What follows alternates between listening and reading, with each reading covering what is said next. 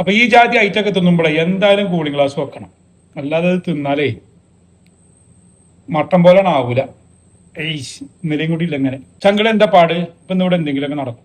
നാട്ടിൽ നിന്ന് വന്നൊരു സ്പെഷ്യൽ ഉണ്ടാക്കി. അപ്പൊ അന്ന് കാണിച്ചു തരാൻ വേണ്ടിട്ട് വന്നാണ്. എന്തായാലും ഇതിന്റെ വീഡിയോ ഞാൻ ചെയ്യണം. ആ ജാതി ഐറ്റാണ് ഉണ്ടാക്കിക്കുന്നത്. നല്ല ബസ്മതിയുടെ ചോറാട്ടോ. ഒരു 4 പച്ചമുളക്, ഒരു കിയാറ്, ഒരു തൈര്. ഇതാട്ടോ മുതല്. ഇങ്ങോട്ടോ നോക്കാണ് ഒട്ടകർച്ചി. ഞാൻ ഇവിടെ നാട്ടിൽ പോയൊക്കെ ഇവിടെ ഒട്ടകർച്ചി കൊണ്ട് 5 തല്ലെന്തരേ. ഇപ്പൊ എന്റെ തുണക്കാരെ ഇസ്മായിൽ ഭായി എടുത്തച്ചാണ്. പൈസയിൽ വരുന്നുണ്ട് വിചാരിച്ചിട്ട്. വാരിലിന്റെ പീസാണ് ഇതൊക്കെ. എന്തിനാ കുറെ ഇതുപോലെ. അപ്പൊ ആദ്യം നമ്മൾ എന്താ ചെയ്തിട്ടുണ്ടെന്ന് വെച്ചാൽ എന്റെ തൈര് ഇതേമാതിരി ഇങ്ങനെ കുലുക്കിയിട്ട് ഇങ്ങനെ പൊട്ടിക്കുക. ഇതിങ്ങൾ പാര്യ. അതിന്റെ മുമ്പ് നമ്മൾ എന്ത് ചെയ്യണം? ഇതോ നോക്കുകയാണെങ്കിൽ എല്ലിന്റെ പീസാണ്. അതായത് ആ കടിച്ചാൽ തട്ടുന്ന എല്ലുണ്ടല്ലോ, ആ ഇറച്ചിയും കൂടെയൊക്കെ നാട്ടിൽ വെക്കണേ ആ ടൈപ്പ്. ഇതാട്ടോ ആ കടിച്ചാലേ കളേനെ പൊട്ടണ പീസ്. തൊള്ളയിൽ പല്ല് വേണം, ഇല്ലാത്തവർക്ക് നടക്കൂല.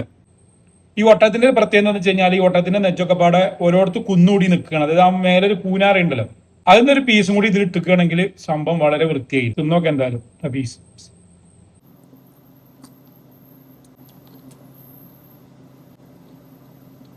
ഉണ്ടാക്കിയത് വളരെ നന്നായി പോകണം.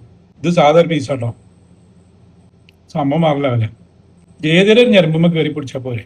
എടുക്കാനും പതക്കാനും ജീവിതകാലം മുയ്മുണ്ടാവും. എന്നാൽ ശരി, അത് തീരുമാനാക്കട്ടെ. എനിക്കിതൊക്കെ വേണ്ടത് മോര് കറിയാ.